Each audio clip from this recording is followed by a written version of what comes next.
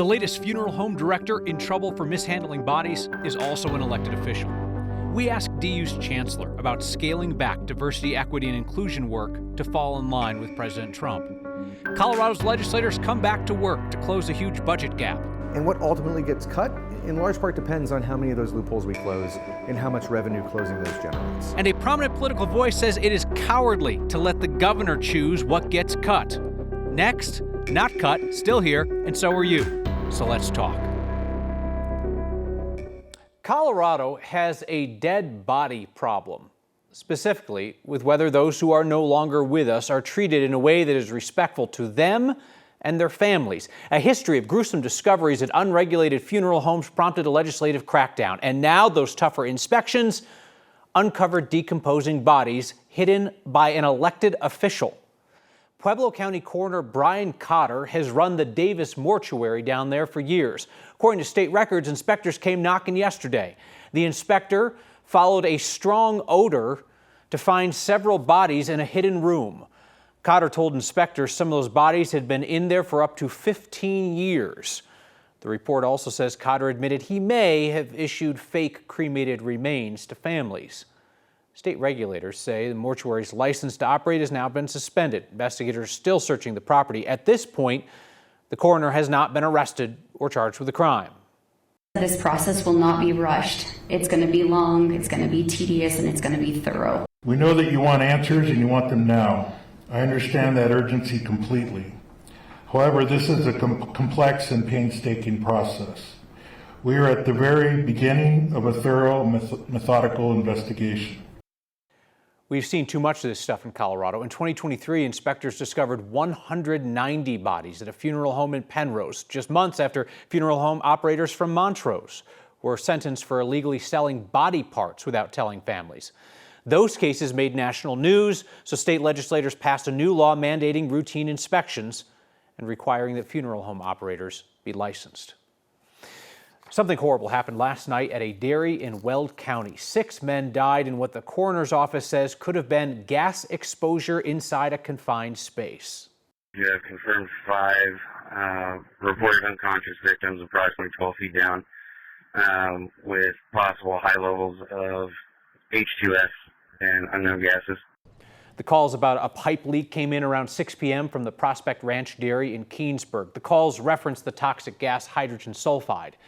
Investigators are saying they don't think what happened at that dairy was a crime. 3 people were treated and released from the hospital, and OSHA is there investigating. The University of Denver is scaling back its diversity, equity, and inclusion work to fall in line with the Trump administration's directives. Our Evan Krugel sat down with the chancellor today to talk about what this means for students and research at DU. The final days of summer break paint a quiet picture on the University of Denver campus. But behind the scenes, a big shift is underway as campus leaders prepare to scrap diversity, equity, and inclusion programs after a Justice Department decision. We have deliberately taken a wait-and-see kind of approach. But at the end of the day, when the Department of Justice issued its memo at the end of July, we were ready to make some of these decisions to move forward. Chancellor Jeremy Haefner says beginning this fall, DU will no longer provide staff members with DEI training, and scholarships and programs once offered to students of specific racial groups will go away as well. And so we did have gifts and scholarships that were directed towards protected classes that the Department of Justice memo has really now clearly articulated as unlawful. Other colleges have already seen federal funding pulled after the DOJ ruled DEI programs were unlawful discrimination. Haefner says that hasn't happened here yet, but he's worried DU's access to federal scholarship money and grant funding could be in jeopardy if they don't comply. You know, we're not alone. Every university is impacted by the changes in Washington, and we've seen some universities targeted in particular. We do understand the risk to federal financial aid funding. We do understand the risk to our research as well, and we're balancing what that means for the university while still keeping true to our values, which I think is the way to move forward. Hafner says the university has no plans to change its values, and he hopes diverse applicants continue to apply. Kyle, I asked him directly today, what message does this send to prospective students? He said he hopes that while on paper these changes might be happening, he hopes students and prospective students recognize this doesn't change anything regarding how they'd be treated and appreciated at the university. We'll see how that message lands. Evan Krugel, thank you. A top Republican in the state House is leaving the job early to avoid censure for being a creep. State Rep Ryan Armagost was due to leave his seat next month as he moves out of state. He decided to duck out early today during the special session to avoid getting censured by Democrats. Armagost has represented Berthoud at the State House. He had already announced plans to resign in September as he's moving to Arizona for a new job and what he said is a new relationship. But when the state legislature convened for the special session today to deal with the state budget, Democrats also lined up a vote on a censure resolution against Armagost. It was for his actions sharing a photo of Democratic Representative Yara Zokai. He shared this photo in a group chat with other House Republicans. Legislators in the chat were talking about Zokai and her outfit, likened her to a stripper and a prostitute. The photo was quickly shared with social media trolls who have kept it circulating ever since. Armagost won't finish out that term, so a small group of party insiders will convene a vacancy committee to pick his replacement. That's how about a third of the people at the state capitol first got their jobs. So state legislators are back at work dealing with the $800 million budget gap caused by the Republican budget bill passed by Congress due to changes in tax policy. State legislators plan to make up the gap with reserve dollars, with some tax policy changes, and by cutting spending. Except they won't decide on a single spending cut now. Our Marshall Zellinger explains. When the legislature's in session, Colorado State Capitol is often full of hot air. Today, it's just the fans blowing literal hot air around. What's not happening are any spending cuts, even though the budget is short $800 million. Current law is that the governor can just sign an executive order and start making cuts. Two of the bills under consideration change how the governor can use his power to unilaterally call for cuts in a budget crisis by involving the Joint Budget Committee, the JBC, of which Democratic State Senator Jeff Bridges is chair. We have to work with the governor to make sure that what the governor is proposing to cut aligns with our values and what we would want to do. The thing is, Democratic Governor Jared Polis is still going to dictate the cuts, but no one will confirm what at the moment. If you go back and look at the budget, what are some of the things that the governor proposed cutting that the JBC decided to go a different direction? I think those are probably some of what will be on the table. What could it be? The JBC received this document from Polis's budget director in February, showing possible cuts at the time involving healthcare policy, some of which did not happen. What I'm hearing as far as the rumor mill goes, that as soon as this special session is done, that the governor is going to issue an executive order and cut Medicaid provider rates. They're saying freeze, but essentially if you freeze them and put them on pause, that's like cutting the rate. Republican State Senator Barb Kirkmeyer has an idea that would save the state $663 million. Colorado residents with kids younger than 17 and who make less than $85,000 single or $96,000 as a couple qualify for a family-based tax credit. The tax credit is refundable, meaning if you owed the state $500 but the credit is $1,000, you get to keep the extra $500. Kirkmeyer wants the state to keep the extra. Like most Republican-only sponsored bills, she knows it doesn't have a chance. So they like to think, Republicans, you're in the minority, you kind of suck, and we don't like you, and we don't want you to have a win. So they send it to a committee where it's sent to die.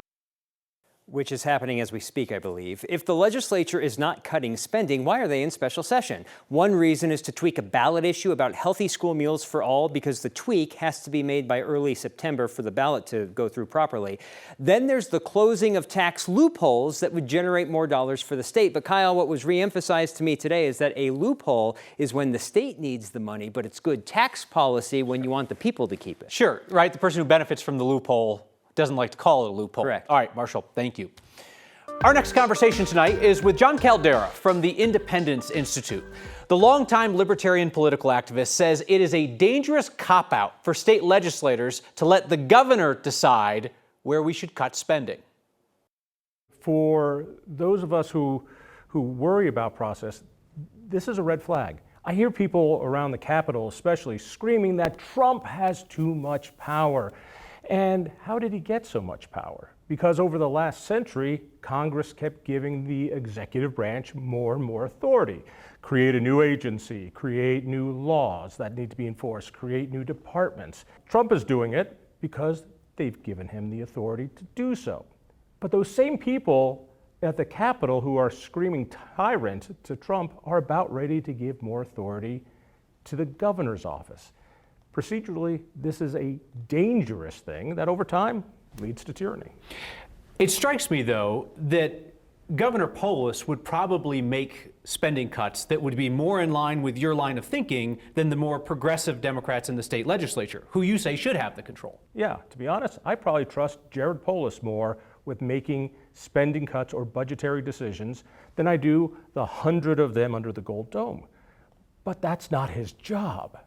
And I'm worried not about Polis this one year. I'm worried about the next governor and the next governor and the next governor. When my conversation continues, Caldera and I debate whether there really are libertarians left in Colorado anymore, and whether the governor's telling the truth when he says he is one. Would you say he's a libertarian? He has libertarian tendencies. Well, I have tendencies too. Let's not. And Colorado's Attorney General says he has concerns that selling 9 News to the owner of Fox 31 will harm Coloradans. That's next.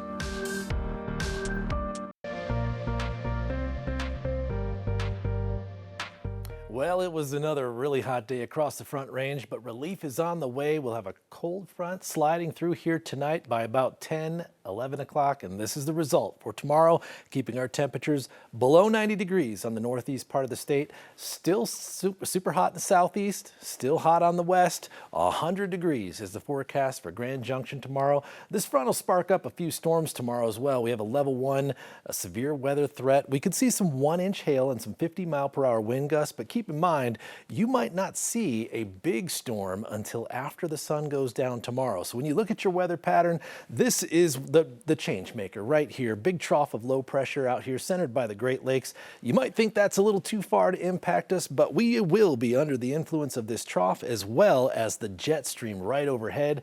That means cooler days, clouds, and rain chances almost every day during this 7-day forecast. Colorado is a blue state that often votes for fiscal conservatism on ballot measures. Libertarian, in a way, but does that word mean what it used to? I sat down with the Independence Institute's John Caldera, who has pushed for libertarian principles for decades. When I look at libertarianism in Colorado, this is going to kill you, but you know the most famous libertarian in Colorado is the governor, Jared Polis. I mean, that has to boil your blood, but you know it's true. And that's the case, I'm also Miss Colorado, so we're fine. I mean, but he loves to proclaim that he's a libertarian, and he has some libertarian tendencies, right? He's a Democrat with some libertarian tendencies, just right? Because you like pot doesn't make you a libertarian. You know, when you've got a governor who has put in this AI bill, who has raised taxes, who has raised regulations, even Reason magazine has had to come out and go, these are not things that libertarians do. The ridiculous gun control that he's put in, raising the minimum wage, getting in between employers and employees, none of this is libertarian. You don't think he's a libertarian? No, he's not a libertarian. You calling for the government regulation of libertarians? Yeah, I want truth in labeling of libertarians. Then you look at kind of like, I don't know what you'd call like conservative libertarians, which they feel to me like they've been co-opted by MAGA, right? I mean, you've got the chair of the Colorado Libertarian Party striking deals to get Republicans elected, saying she's going to vote for Trump, things like that. They feel to me like they've been co-opted by MAGA. Like, to me, I look at what I knew of the Libertarian Party 20 years ago, and they were a liberty party, they were a freedom party, and now they're not. They're just kind of like a wing of MAGA. You see it differently. I see it differently. Go back even farther and look at the Green Party. The Green Party was its own thing. Don't what about me about the Green Party. I want to talk about libertarians. This is the analogy. Okay. And the analogy is that the Democratic Party absorbed most of the Green agenda. And so the Greens worked with the Democratic Party to get what they wanted. And in a lot of ways, libertarians have found that on a national level with Trump. Issues on cryptocurrency, issues on taxes, not on trade. So there's some crossover there where they're being politically pragmatic, and I can't blame them for that. And when you use the L word, it gets confused between a libertarian party, which doesn't win and will not win, and a libertarian philosophy, which will win, and I believe has a huge streak in Colorado. I think most Coloradans are very libertarian in their core. They want to be left alone, and they want to protect other people's right to live their lives the way they want to live their lives. In my full 20-minute conversation with John Caldera, we also talk about Governor Polis's prospects for president. That's on the next YouTube page, or 9news.com. Colorado's Attorney General says he has concerns about a massive media deal that would combine 9 News with Fox 31. That's next. Colorado's Attorney General says he has concerns about 9 News being acquired by the parent company of Fox 31. That company, Nexstar, says the stations will be combined. Democratic AG Phil Weiser, who we should note is running for governor, says the deal, quote, may create consolidation in the Denver media market, impacting the information Coloradans get. Weiser said, quote, local journalism is essential for democracy because it fosters community, keeps us informed, and holds power to account. Weiser says his office will closely review the proposed deal to determine if it harms Coloradans. Weiser took legal action against a proposed merger between the parent companies of Safeway and King Soopers. That deal fell apart. The purchase of 9 News' parent company Tegna is awaiting FCC approval. The Trump administration and the Republican majority on the FCC have expressed strong support for deregulation and media consolidation. For years here on Next, we have recommended journalism and other work that is not ours, but I think is worth your time. For the next 12 weeks, we're actually going to air some of it here. It is a project called Free Press, Free Country, a series of shorts put together by Coloradans who are determined to prove to Americans that journalism is not partisan, it's patriotic. An accessible explanation and defense of the First Amendment and what it means for us as Americans. Hosted by a recent Colorado college grad named Jess Duran. Congress shall make no law respecting an establishment of religion or prohibiting the free exercise thereof, or abridging the freedom of speech or of the press, or the right of the people peaceably to assemble and to petition the government for a redress of grievances. That's the First Amendment of our United States Constitution, the first words of the Bill of Rights. Written by our founding fathers more than 200 years ago. Strong words, but what do they mean? When it comes to a free press, have a close look at the language. Congress shall make no law prohibiting freedom of speech or of the press.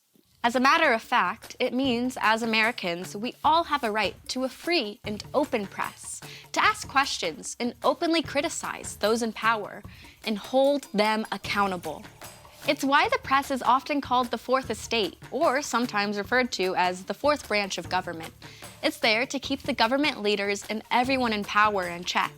The news is not always fun. It's not the most exciting and sometimes downright depressing. Still, there are journalists doing the good work of the First Amendment and keeping you in the know. And that's a matter of fact. We'll be sharing more short episodes of A Matter of Fact each Thursday through early November, when we'll be airing a documentary that shows Colorado's journalists at work. You'll recognize some of the faces. You can learn more about the project on 9news.com/freepress. Back with your feedback next. Feedback about A Matter of Fact. Judy says, new segment? Yes. Jim says, that was very cool. Ray says, your interview with John Caldera felt like two friends having a respectful conversation over beers.